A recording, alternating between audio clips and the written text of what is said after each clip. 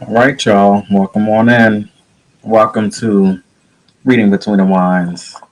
It's Wine Wednesday, Wine Down Wednesday. Thank you so much for anybody out there. We're a little early, but if you out there, tag your friends. Let them know what's going on inside of Reading Between the Wines tonight. We have Mr. Author David L., if that even made sense. Author Mr. David L. is coming in the building tonight. Wine Down Wednesday, Wine Wednesday. So get your glasses, get your bottles, whatever you got. So tonight, sipping on some Prosecco. I've been still on this Prosecco kick for a minute, so that's what I've been drinking a lot lately. Um, this one is 90 plus sellers Prosecco. I don't know, glare probably all over the place. There we go. There we go. Got it over here. You can see it that way.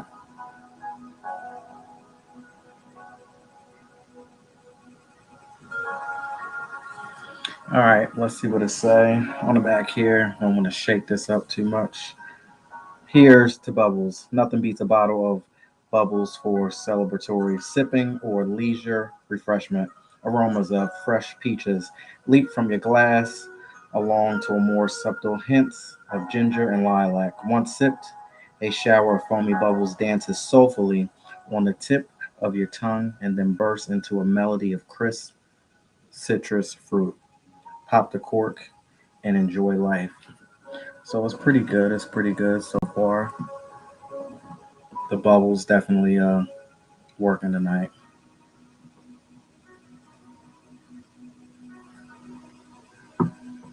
So it definitely was on point with that.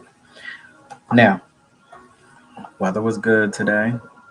Feeling a little better than what we've been really dealing with these past couple weeks.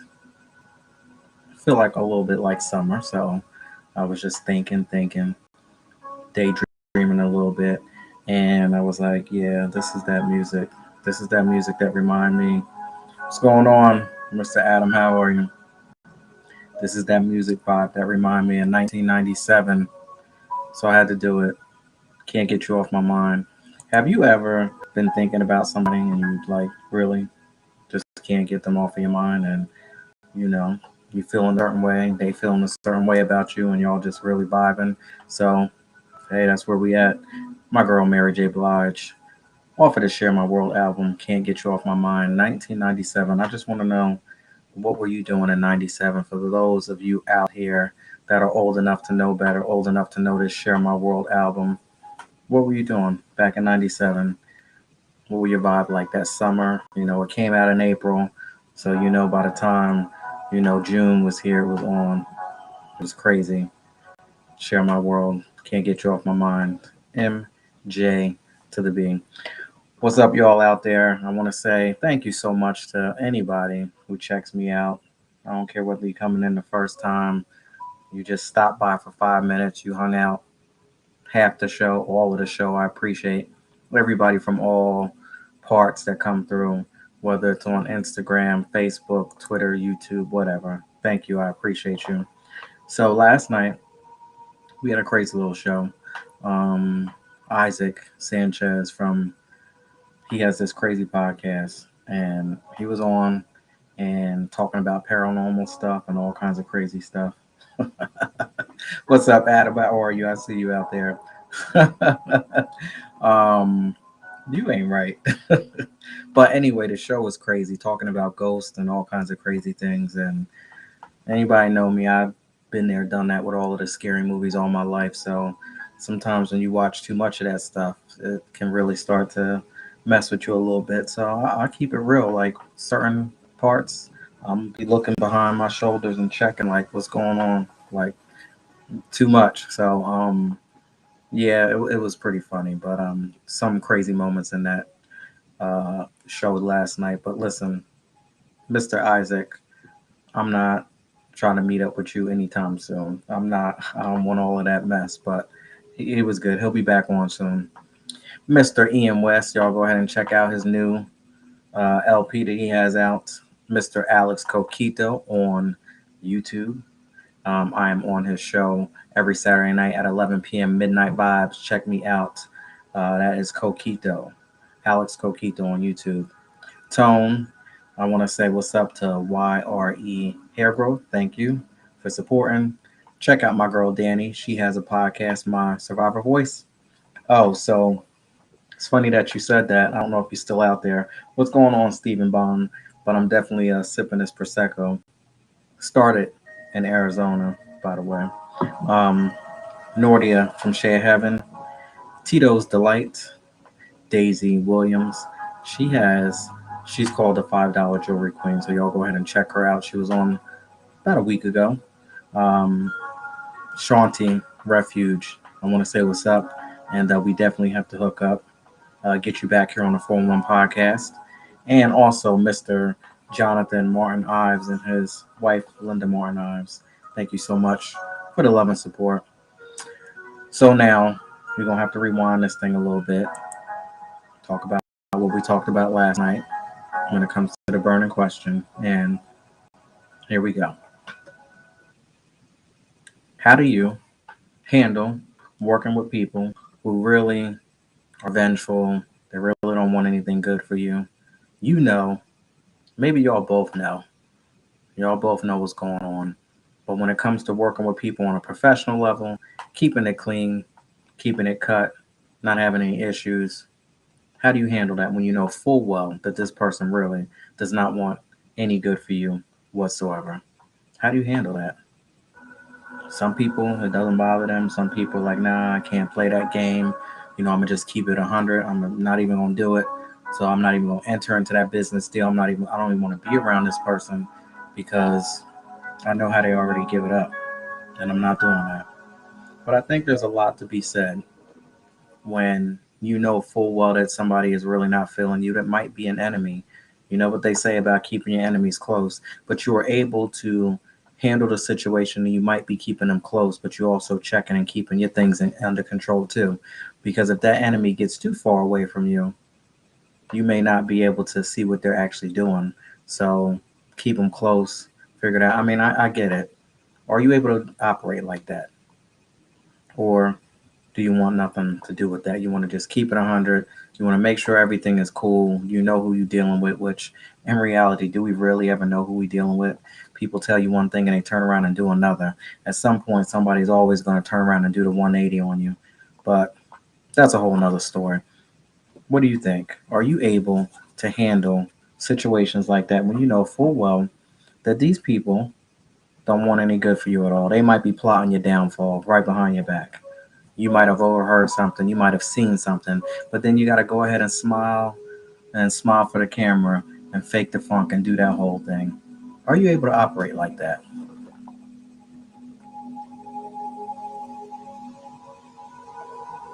Hmm. After you get past that, after you realize or recognize whether you can operate like that or not, then all of a sudden something clicks in, and it's like, okay, so now I'm aware of this situation. I know exactly what's going on. I understand this. I know it. I've seen it coming before. I get it. So now that I understand this and I'm aware, you got that knowledge. You have that full perception about what's really getting ready to go down. This person is plotting on me. This person don't like me. This one over here scheming. You know what I'm saying? So when you understand and you got that awareness. Once you got that awareness, you're able to stick and move and you just on point with your game. You're able to do things that you weren't able to do before. Because now you already know. And just because you know, that don't mean that you got to show everybody that you know. Ah, how am I even getting into it? You got that awareness. Do you have awareness about the things that are important, that you consider important? Your business, your family, things on your job. Are you woke and do you have awareness about the things that you care about the most? Things that you consider important? Hmm. These people, they might be scheming, they might be trying something. So you need to have your eyes on everything. Anything that has anything to do with you, you need to have your eyes on every single thing. Don't think that people ain't coming after you. Don't think that people ain't plotting your downfall. Because if you think you got it like that, that's a scary sight right there.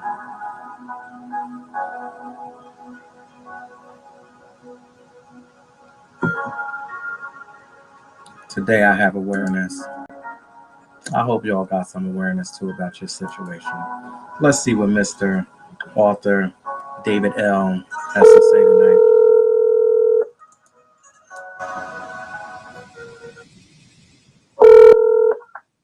Hello? What's going on? How are you? What's going on? Welcome on into the 411. I thank you for coming back a second time around. Thank you for having me. Absolutely. So now I got a question for you. Do you have awareness around the things that you consider to be important? I try. Was that? I try because Oh, you said. I try because it's important, and I try because ultimately it's gonna make me a better person and move me towards all the things I'm trying to do. So I try. So you've been you have to have awareness about your business. I mean, you've been hustling for a minute. I've seen your page and you got a lot of books. So how many books have you written so far? I've published 7 novels. Presently 5 are available for sale. Okay. And now, how long have you been doing this? When did you get started?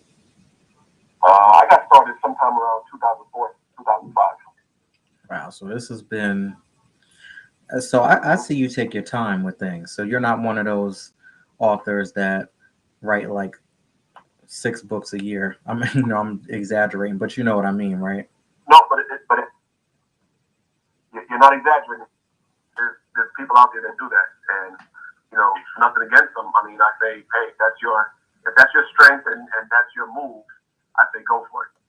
Me, I'm that individual. It's like, what is it? The turtle versus the Hare. whatever.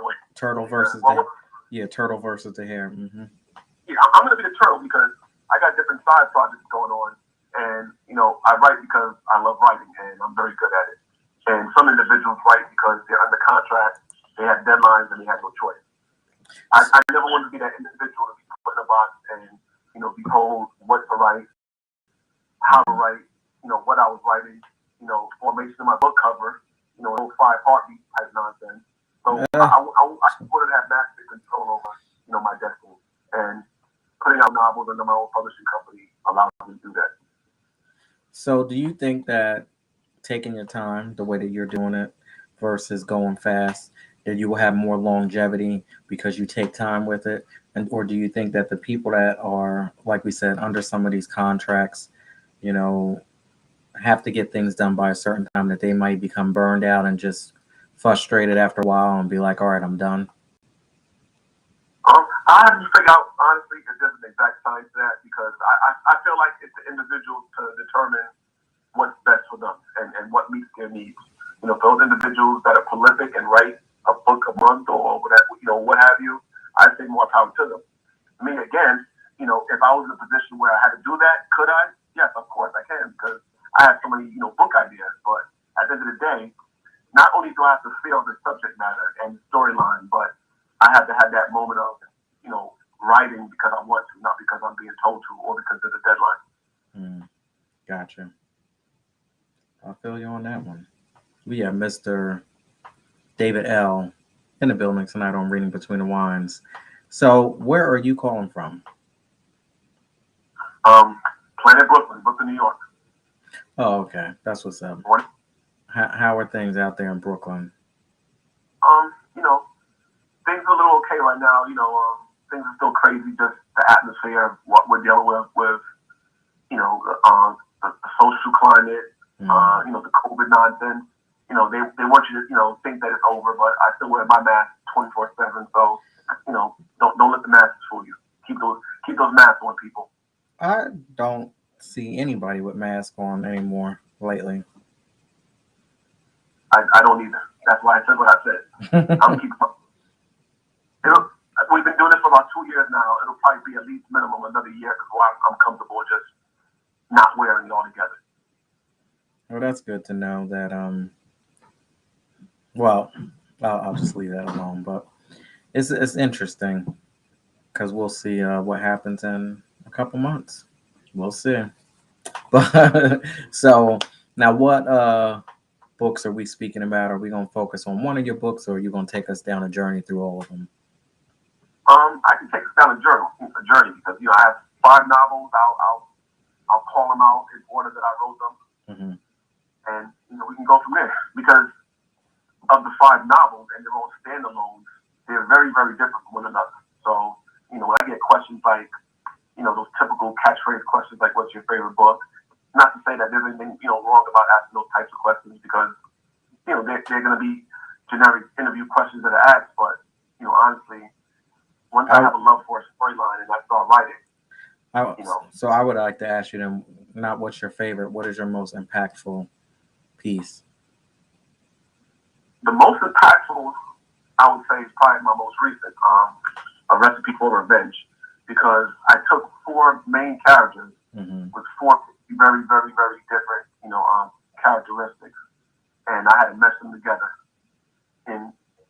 from a standpoint in which they went through similar journeys, but they're so different, and they're 4 female characters, and as a male writer, I had to put myself in a position where I had to write in a female voice, and then I did a lot of interviewing for this novel in regards to how a woman might react to a certain situation, just to make it realistic. So can you give me an example of some of these situations?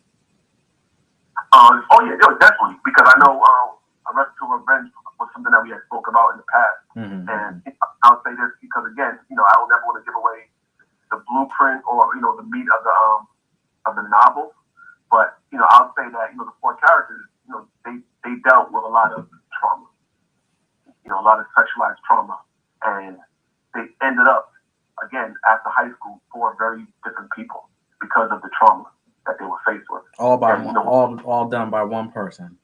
All done by one person. And once he decided to get together and exact revenge, hence the title of the book, A Recipe for Revenge, you'll see how their storyline erupted from the actual origin of the trauma to now how they put themselves in a position of power to get back at the oppressor. I don't know if I spoke about this on your last appearance, but there was a movie that I watched where this woman, and I don't know if it was, I think it was called "I Spit on Your Grave." I think. Oh yeah, that's a classic. So you understand what that's like, right? Yes. Are we gonna get vibes like that in this book? As far as I Spit on Your Grave, there are some similarities, and now that you say that, I never even thought about that before. To be honest with you, this is definitely by far the first time the comparison of I Spit on Your Grave, but I can't see that. That movie but was now, something I else. Spit on Your that revenge came literally right after, versus these 4 characters coming together at their 10-year high school reunion, so they had time to plot, to strategize, and to exact revenge. I mean, I remember watching that movie, and I didn't feel bad. I only felt bad for one person. Whatever. And I already know who. Yeah, like because it really wasn't. Say it again. A special needs character. Yeah, it really wasn't his fault, but they sort of pushed him into doing it. Definitely. I was like, man, you could at least, But all right, so that's the most impactful. What else we got? We have Over Your Dead Bodies. And again, honestly, depending on the individual reading, my novels, they may decide, rightfully so, that that's the most impactful because what made me put that book together was the number of unfortunate divorces that this generation and the generation before it has gone through. So and, now, once I did the research and staggering numbers of divorces, it's like, wow, you have a once very happy couple, obviously very much in love, and then turn it, mortal enemies right afterwards because of a chain of events that turn them against each other. Well, I always say that there's a very thin line between love and hate because it's so true. Just like you said, one day you can love somebody, and then the next day it's like war.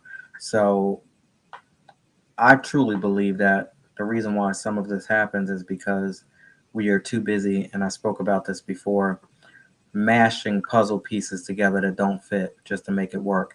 And even though you push that puzzle piece down in there and it didn't fit, you got some jagged edges and some, bent pieces, but it still went together. And it ain't supposed to be together, but it's still together. You know what I'm saying?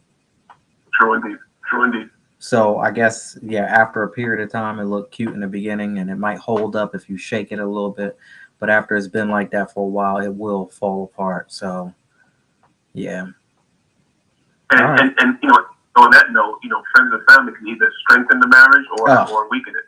I say the first thing as friends is you better make sure that you get around some friends that are just like you. You need to level up. So now, if you are the one who was blessed and had an opportunity of getting out of a situation or getting through or taking that one step up, away from the people that you're with. I'm sorry, this is life. Sometimes you can't take everybody with you. So, yeah, just because they were your friends in high school, or they were this or they were that, that doesn't mean that you drag them along your whole time.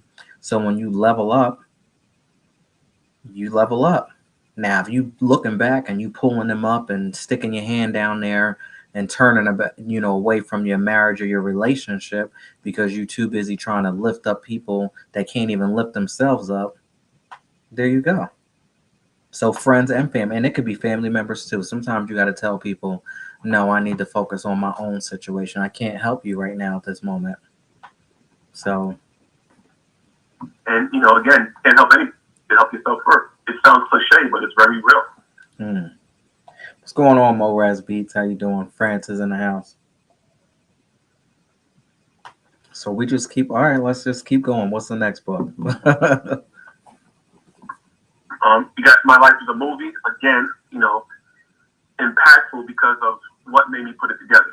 I was a big fan of those, coming of age, novels back in the day. Not even novels, but movies in general. Because before I was writing novels, I was watching movies, and it transcends race. Coming of age movies in the African American culture, such as Cooley Eye, Cornbread Earl and Me, The Wood, The Inkwell, Do the Right Thing, and then you also have white America's version of coming of age storylines, such as Porky's Revenge, stuff of that nature. Fast Times at Ridgemont High. So what I did as a 80s baby, so to speak, growing up in the 80s, dealing with all the stuff that took place in the 80s. What year were you born? What's that? What year were you born? I don't mean to cut you off, but what year I were was you born in the 70s. I'll leave it at that. Wait, say it. What's that? Say it again. I was born in the 70s. Oh, okay. Born in the 70s. Okay, I got you. Yeah. My formative years took place in the 80s. So, the 10-cent payphone. I remember that. Can we take a little can we take a little minute and reminisce about what used to be? It was a simpler time, and it's for the individual to decide whether it was a better time or a worse time. I would just say it was different. I'm not gonna say it was better or worse. I'm just gonna definitely say it was different. What are some things that you miss about the 80s that? Communication. Back in the day, I know for a fact that if you wanted to punish me as a kid, you could give me a spanking and that meant nothing to me. But tell me I couldn't go outside. What? that was literally hell. Oh, what? Oh, yes. They don't want to go outside because they got social media and they text on it. Yeah, I remember one time I had to learn that real quick and at a real early age. It was like you did something wrong. So are you going to take a spanking or are you going to go on punishment? And it only took me one time to select punishment because I didn't want to be spanked. But let me tell you, I ain't never do that again. You will go through the fire because you need to get out. You need to get outside. For me, it wasn't even a choice. I would take outside $100 every time.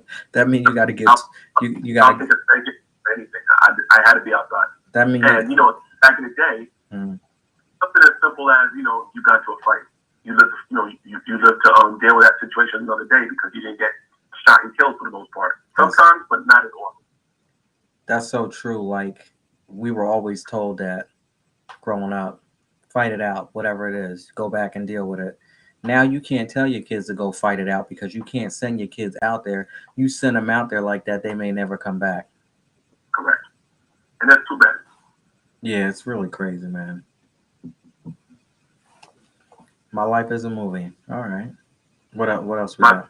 That's a special part for me because, and again, I use my actual high school as the backdrop of the main characters and what they had to deal with in regards to the trials and tribulations. I'm growing up in the late '80s, Brooklyn, New York.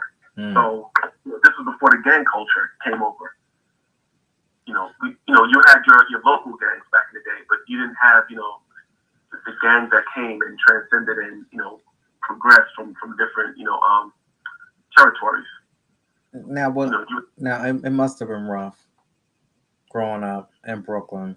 I can't even imagine. Listen, I thought that I had it rough growing up in Hamilton with some of the BS that I had to deal with, some of the lack of resources that I had to deal with at a young age. Um, it was different.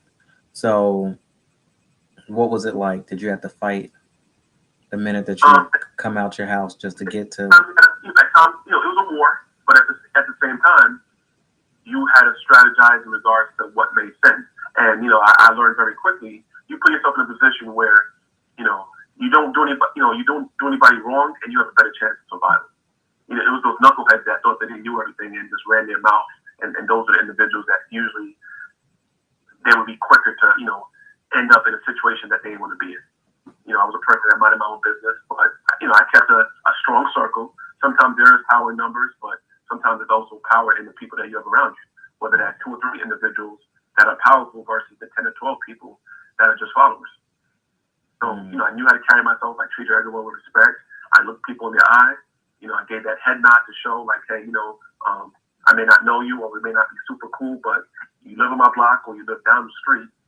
We're neighbors, and I'm gonna show you respect until you don't deserve that respect. Mm-hmm. And 9 out of 10 times, it transcended into you getting home safe.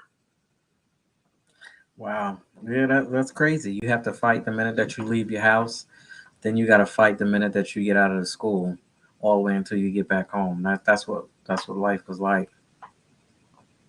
Crazy, and I know that ain't nothing like Brooklyn. I can't even imagine what it was like, in New York and the projects and stuff like that. And here I am, struggling in Hamilton, man. I can't even imagine.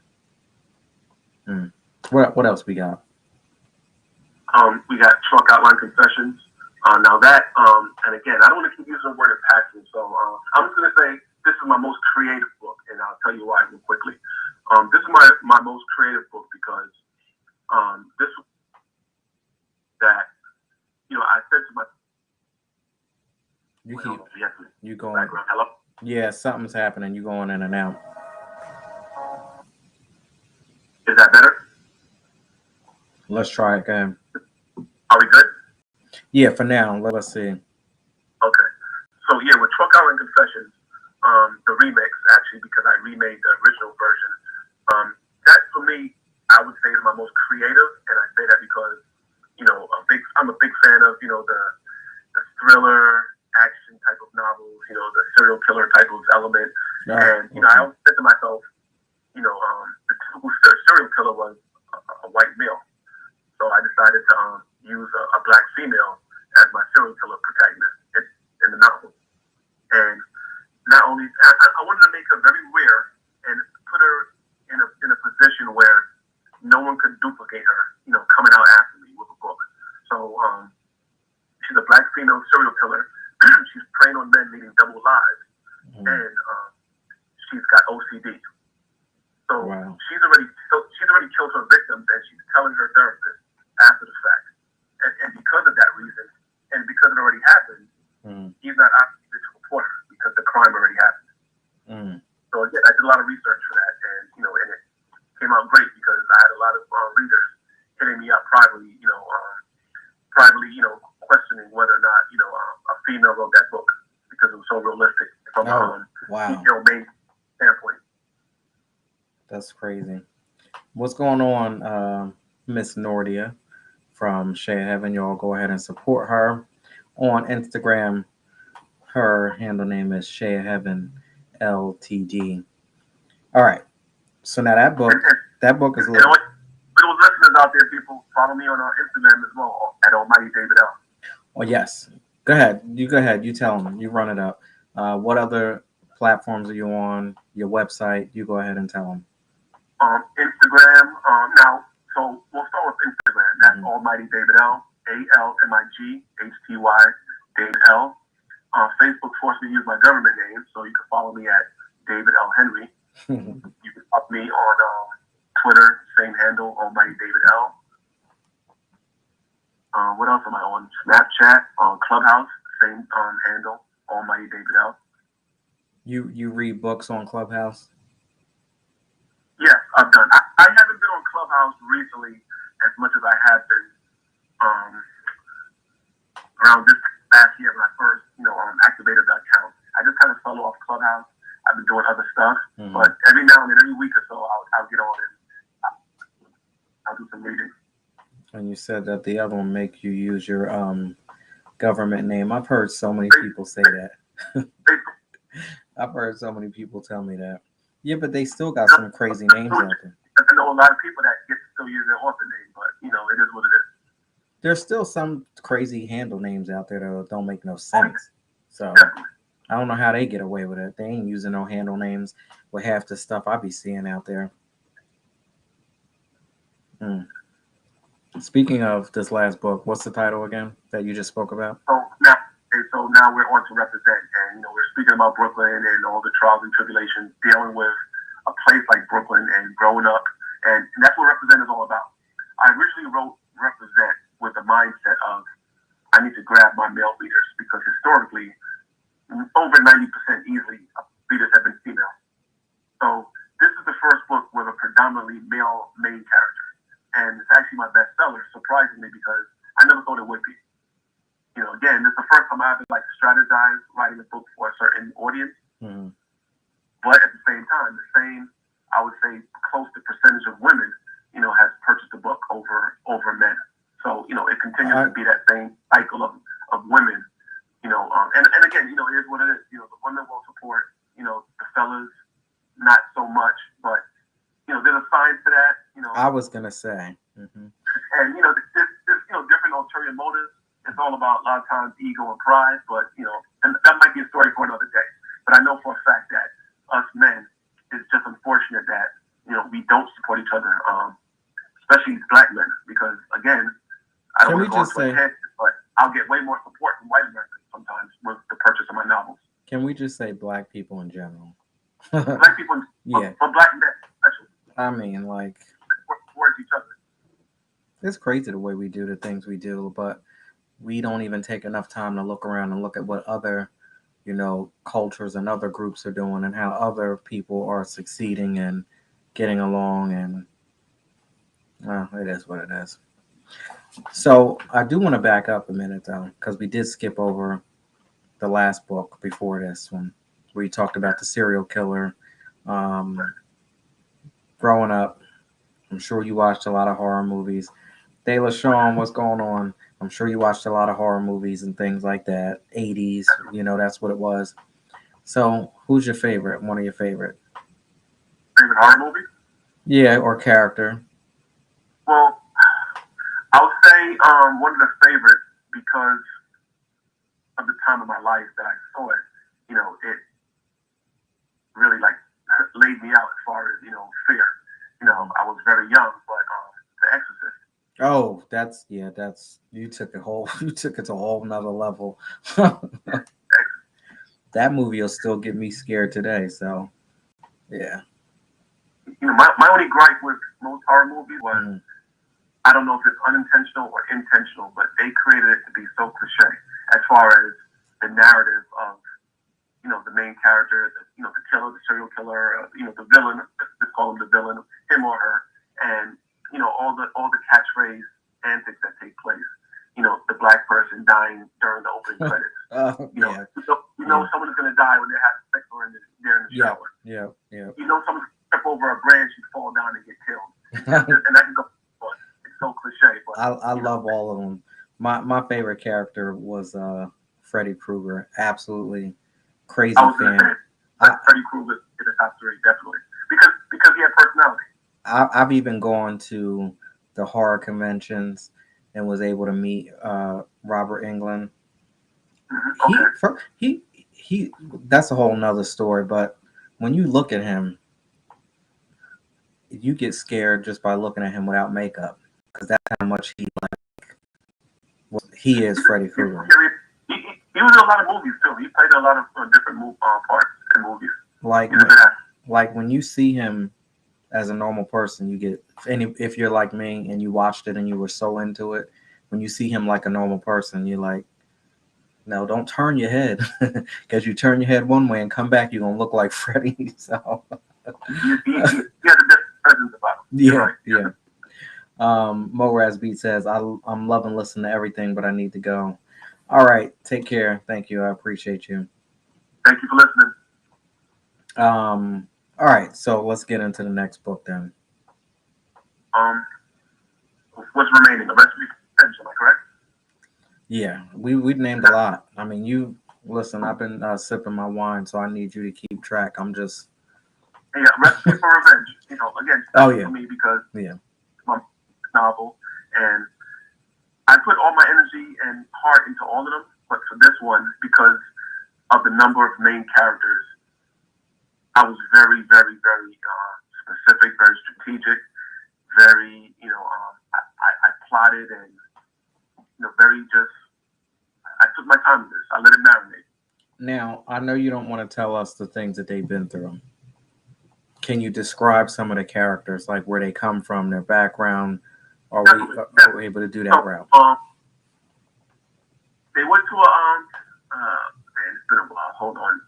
I'm going to say TNX, but, I could be wrong, so don't quote me on that. But they went to school in New Jersey. The main, storyline is in New Jersey. What city, what town? Because of course, I'm from New Jersey. So where is this taking place at? Fort Lee, in that general area. High school is that, but it's more North Jersey. Yep. Mm-hmm. And then as they graduate high school, and then again there's a 10-year absence in which they saw each other again. Some of them moved away. One character was incarcerated, and the characters themselves, again, they lived very different lives because of the traumas they dealt with. One character, she had multiple children with multiple, she had multiple baby daddies and children. That's so unusual. That's so unusual. We don't hear that nowadays. Does that happen? Well, this happened because of the trauma and no, I'm joking. Just remain stable. I know what you're saying. I know what you're saying. What's going this on? Happened of the instability in her life. Just making poor judgment decisions and living a life in which she wasn't able to settle down with a guy because of that trauma. So just imagine you've been traumatized, beaten, abused, and then your man comes to walk towards you, hug you, and you flinch. That man is looking at you like, I'm still paying for what somebody else did. Yeah. And not every man can deal with that. They might say that they can, but after some time, they start realizing like, man, I got a lot of. That's a good point, because sometimes when people get into these relationships, what's going on, Honestly Vegan? How are you? Y'all go ahead and check out my friend Honestly Vegan 2019 on Instagram. This chick, she can throw down in the kitchen. Y'all check her out, Honestly Vegan. So people will say that they can handle it. I know you've been through it. I'm here to support you. I'm here to help you. And then they get in there, and then they get in the thick of it, and then they're like, oh shit, what did I get myself into? I can't put up with this. And that is fine, because guess what? At any given time in life, we have the ability to say, absolutely not. We're not playing this game no more. I'm changing channels. I'm switching tracks. I'm doing whatever I need to do. That's fine. But the problem is when people can't be honest and say that, just that what I just said, and they go along with the plan and they show up. Their body is there, but all of the spirit, the soul, all of the love, all of that other stuff is somewhere across town, down the street, around the corner with somebody else. True indeed. And trauma hits us in different ways. so many different and ways. then you wonder why people running around slashing tires and busting windows out of your car and stuff like that. I'm just saying. But go ahead. You're absolutely correct. Because and I want to, and I dealt in that with each character. I made sure that at the same time, and I want to add this, to all the women out there listening or will be listening at a future time.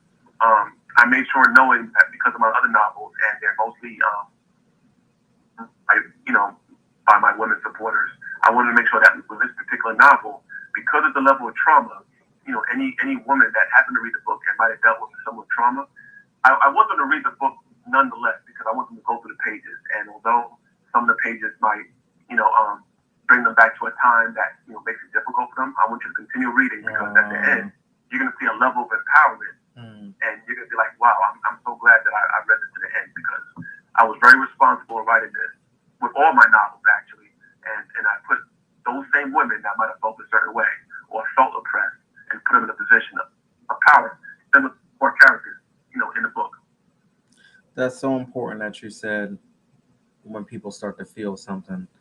Sometimes when we feel something that's so uncomfortable, we will put it down. We'll turn the TV, we'll shut it off, turn the radio off, switch the song, switch the track. But I do believe that in order to heal and get to the next level, you truly do have to go through and push yourself through the fire in order to get through. And then, of course, when you come out on the other side, like you just said, you have that extra power of strength because you've been there and you've done that. And you push yourself through it.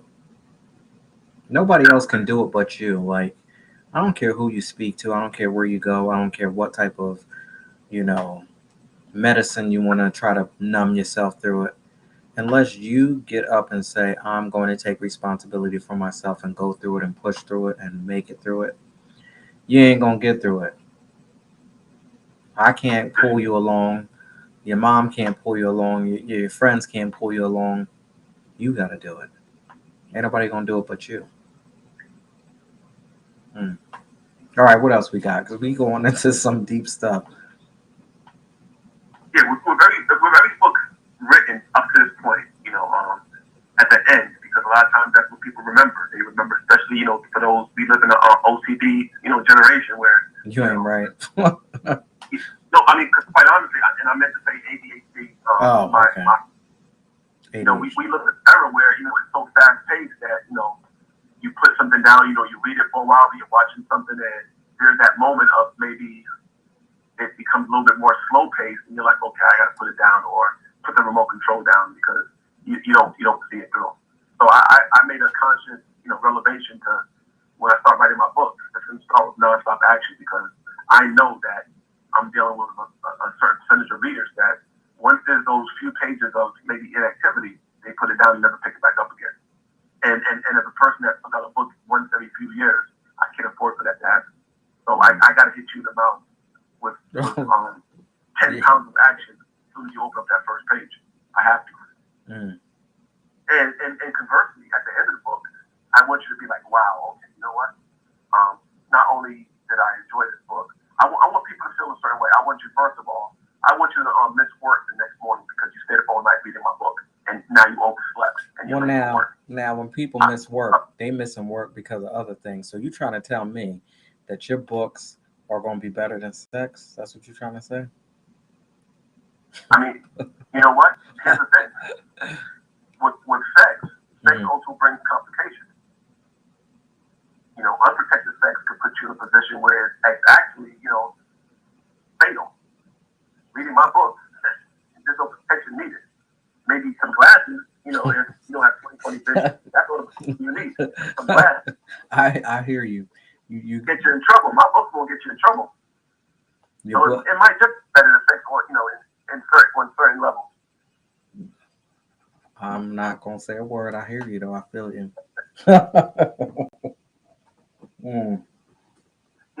Have sex with the wrong person. Feelings are misconstrued. Now they're in love. Now you got a potential stalker on your hands. Anything happens. You ain't lying. That's worst thing can happen if you read one of my novels, find out that there's no sequel, and you're mad at me for the next couple of years until I drop another book and you fall in love with that one just as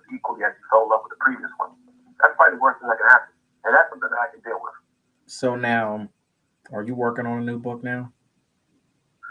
Not at this time.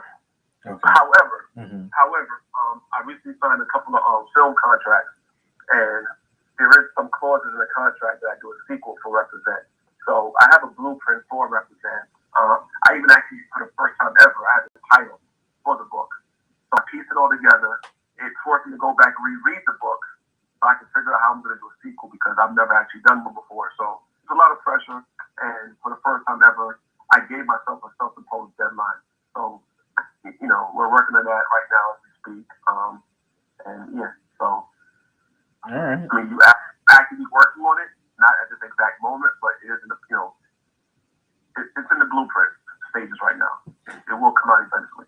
I just can't say when at the time because the deadline date has changed a few times already. Let's just say summer 2023. That's like a tentative time frame right now. Okay.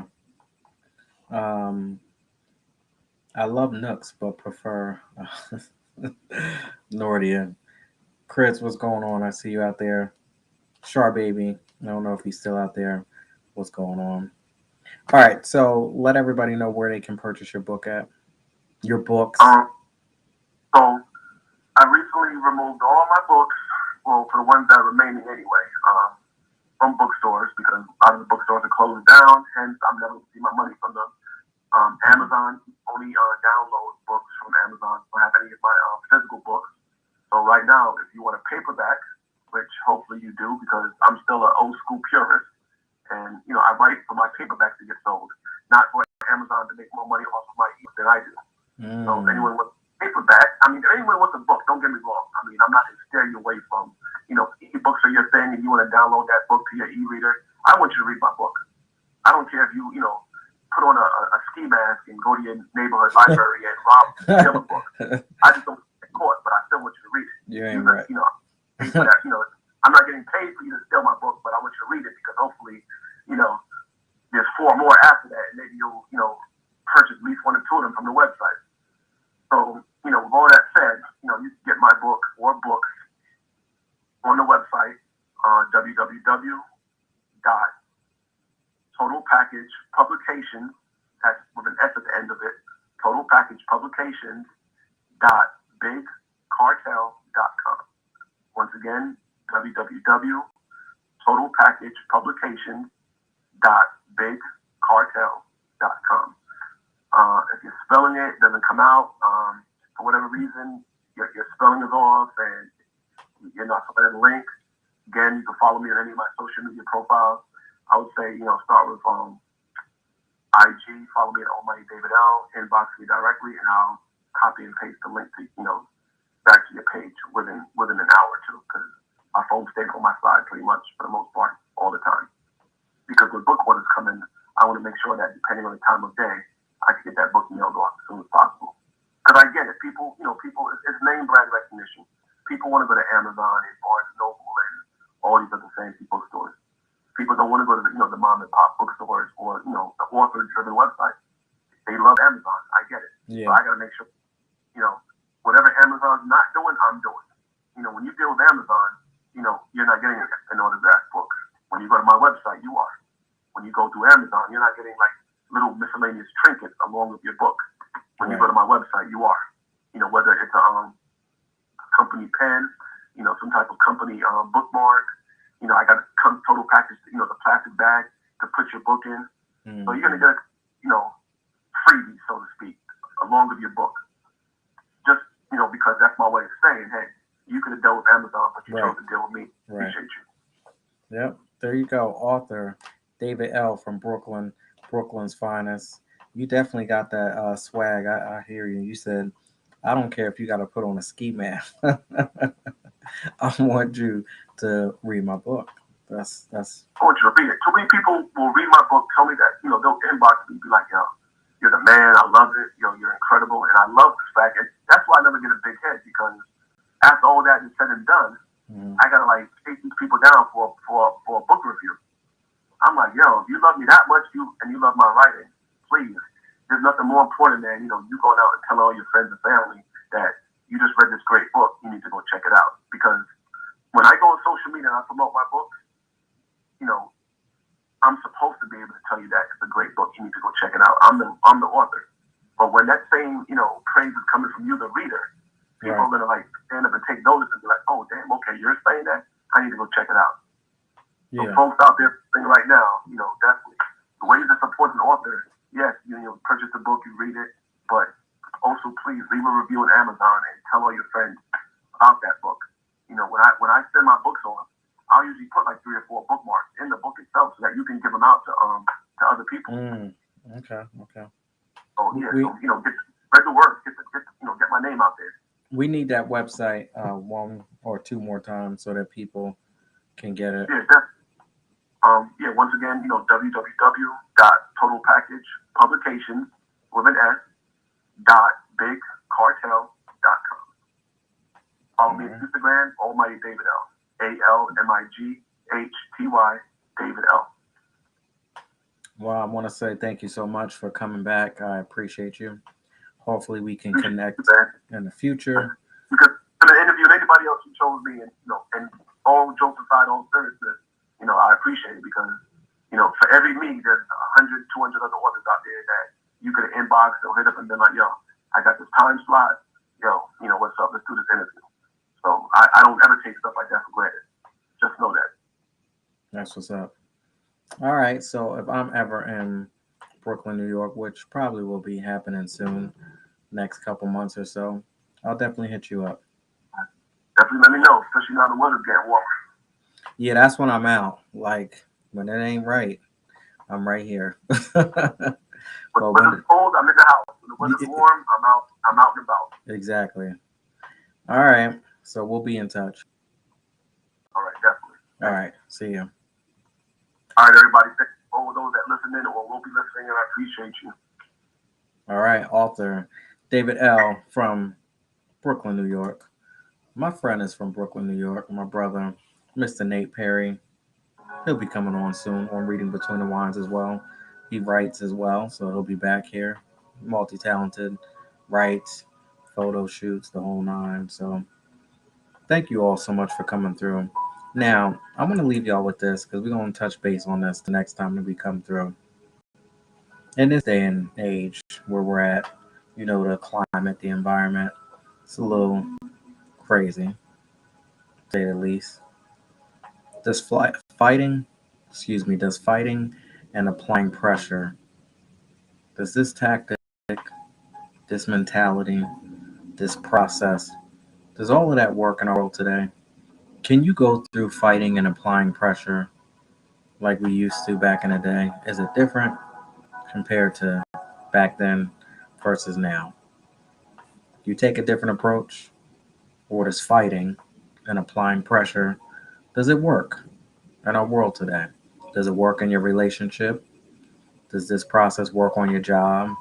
Does it work within your home? Touch base on that next time we come through. Thank you all so much to everybody who watched on TikTok, Instagram. I appreciate y'all for coming through. Facebook, wherever other platform you're on. I just want to say thank you so much. If you can please like, comment, share, tag your friends, let them know what's going on. I appreciate that. Reading Between the Lines. We had a great show tonight, and this Prosecco definitely got me feeling right. I'll tell you that much. Y'all go ahead and check this out. Make sure I got y'all right. There you go. There you go. Take care. Have a good night. Good night. So this is 90 plus sellers Prosecco. Got me feeling all right. So now, y'all know tomorrow's St. Patrick's Day, so people gonna be partying and doing it up tomorrow as well. So, and then of course, Friday is the next day. So y'all gonna be partying all weekend, I'm sure. Thank you so much to everybody who came through. I appreciate you. And I have to give it up to my executive producer, my Lord and Savior Jesus Christ, for allowing me to come through and give you all this Reading Between the Lines show one more time in life. Without him, none of this will be possible. And I couldn't do it without each and every one of you out there, people who are coming through watching a replay. I definitely appreciate you. If you would like to support Reading Between the Wines or the 411 podcast, if you can please click that link above all of my social media platforms. And I'm so thankful to be on Facebook, Instagram, TikTok, Twitter, YouTube, D Live, Twitch. Click that link above and go inside of Volume 1.5 Deliberation Remix Journal. And you can purchase my book for $7.99, or you can go ahead and check something out at the Black Diamond Shop. Anything that you do will help support and keep this whole thing rocking and rolling. I definitely appreciate each and every one of you. Definitely could not do it without you. Shout out to my friends who came through tonight. We had Honestly Vegan, we had Nordia, so many different people came through, and I'm sure y'all going to be checking out the replay. I appreciate you. Have a good night. Take care, y'all. See ya.